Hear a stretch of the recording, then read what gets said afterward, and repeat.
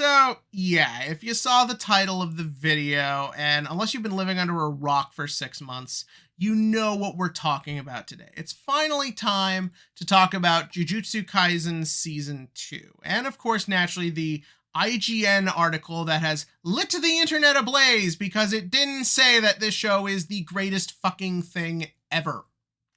Well, that's not totally fair. I have my issues with the article, as I imagine most people do.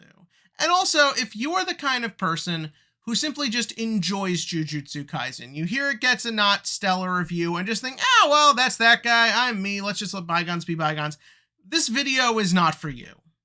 This video is for the legions of people who cannot take hearing someone say that their beloved battle shonen that is totally unique and different from all other battle shonen is anything less than perfect.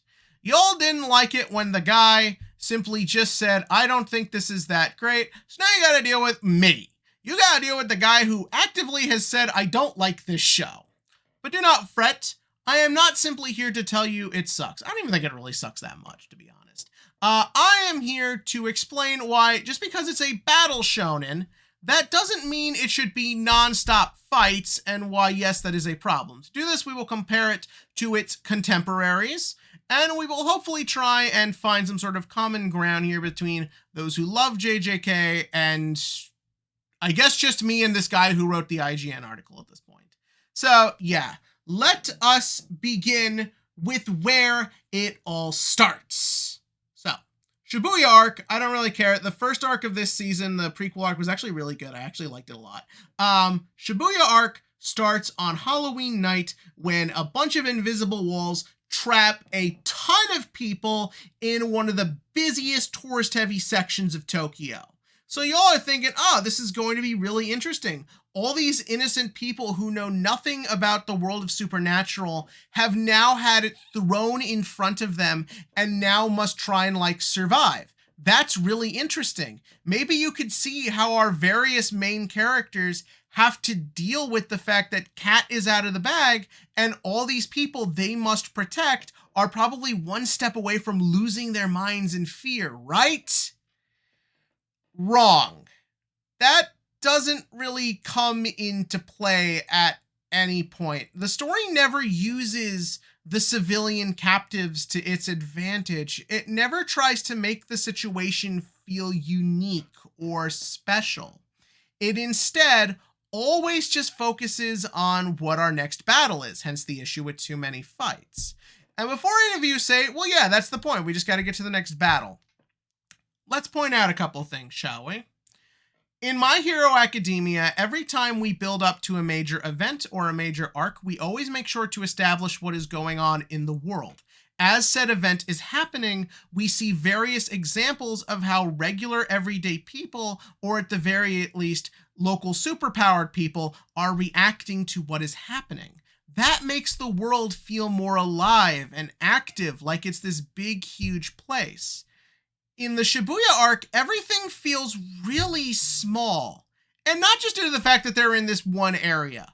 It is due to the fact that I don't really feel like there's a big world happening. We're never really seeing how a lot of people react besides their first initial reactions to what's happening. I know there's the turn in Gojo chant and all that, but that lasted a minute. And I'm sort of sick and tired of the stupid mob mentality against the hero type thing. We do that way too much and do nothing interesting with it. But we don't see how the world is reacting. We don't really see how even a lot of other JJK sorcerers are reacting to everything going on.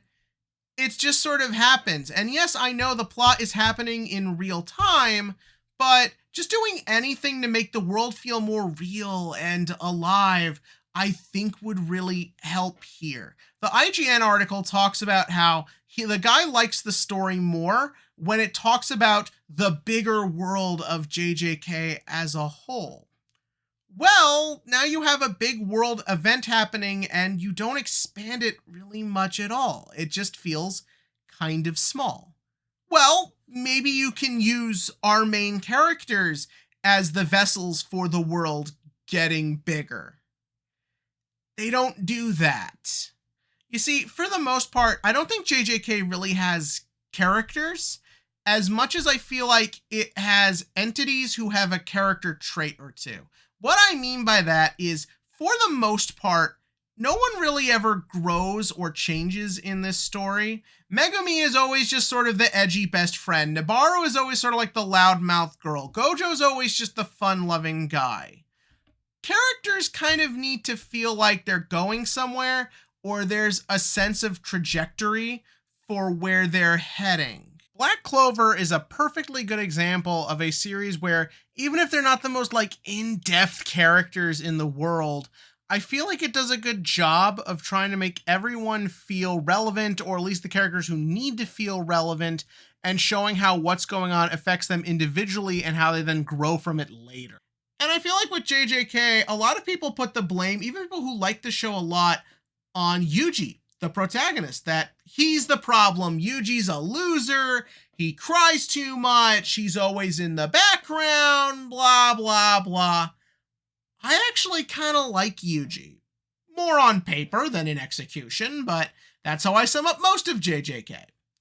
I think the idea of a down-to-earth, likable guy who's just trying to get by can work very well, hence Denji and Chainsaw Man, who is a much better Yuji in pretty much every way. And why is that? Because Denji has a much more relatable, straightforward goal, and you see him actively pursue it. Yuji, despite being likable, just kind of drifts through the series, just kind of does things based on what happens to them. He doesn't really have like a big end game he's reaching to. Denji doesn't have a huge end game either. For the most part, Denji literally just wants to get a hot girlfriend he can fondle and live in a comfortable apartment. That is all he wants. But the reason the story works is because it keeps that in the forefront. His goal and his desires is what we're always seeing the story striving to. Yes, there's a million roadblocks in the way, but that's storytelling. Here, I don't feel like Yuji has a particularly strong motivation or goal. Now, yes, you could say, oh yeah, he doesn't want the world to be destroyed by Sukuna or to die. All right, fine. Joseph Joestar is one of my fucking favorite characters ever, and he can kind of be summed up to something similar to that. But Joseph has a big, over-the-top, lambastic personality. Yuji doesn't, and for that reason, he doesn't really excel at either side of the character spectrum, so he's just kind of there.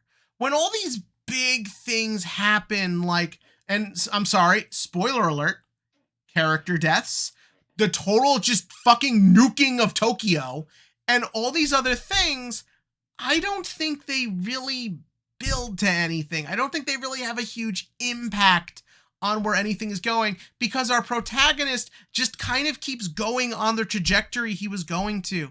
Nothing he was doing was changed by Shibuya getting 9/11. Nothing he had to do was different after losing Nanami or Nabaru. These are big deals. That should be great in theory, and I don't think they're just deaths for shock value like the article states.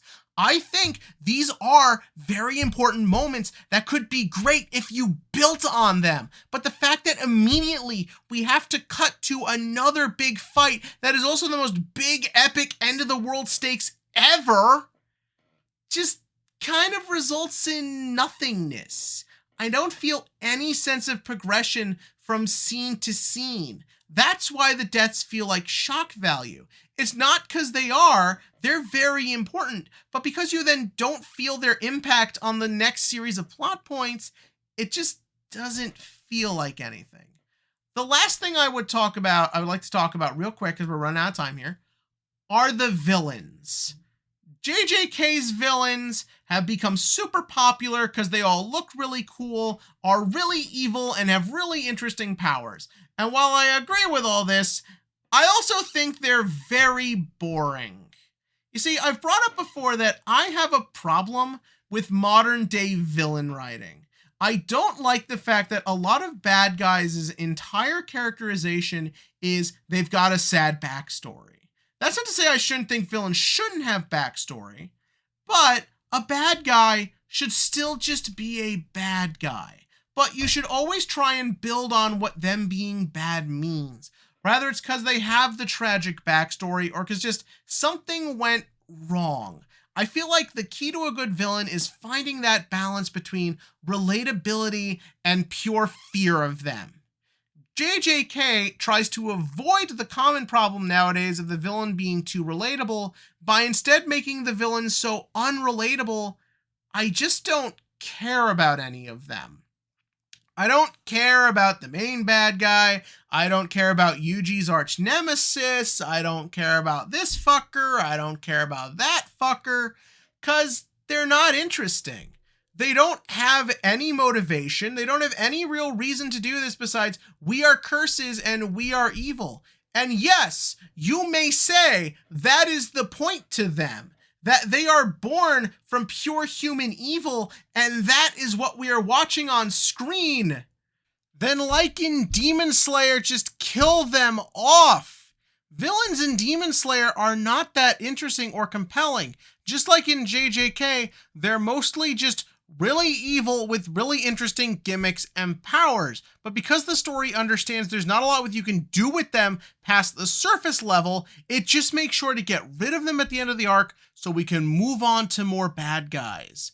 But here, they just don't go away, and I'm forced to remember over and over again, there is nothing to them besides being creepy and scary, and it just after a while just makes them dull and uninteresting. And I think this kind of just means we should probably get to the final point. We've gone on a little long here. I mean, this is the biggest anime in the world, so might as well. Just to summarize real quick, if, like I said at the beginning, if you heard all this and you still like JJK, that is perfectly fine. Keep watching it. Keep enjoying this. If you watched it and you still like JJK and you're just mad at me for saying anything bad about that, let me posit one last idea to you.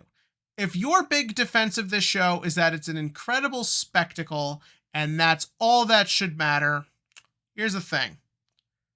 Lots of people enjoy fireworks shows, and lots of people enjoy movies. Do you really remember the 4th of July fireworks show you saw 10 years ago? I'm going to take a guess and assume no. Do you remember your favorite movie from 10 years ago and why you like it and probably talk about it? I'm going to take a shot in the dark and assume yes. With that, this is where I leave you today. As always, click to like, click to subscribe. Tell me what you think about JJK regardless. Your opinion is your own, and that's just fine. And as always, click to like, click to subscribe, and join me going forward as we try to deliver the most hot of hot takes of shows that just kind of don't matter, and just enjoy what you enjoy.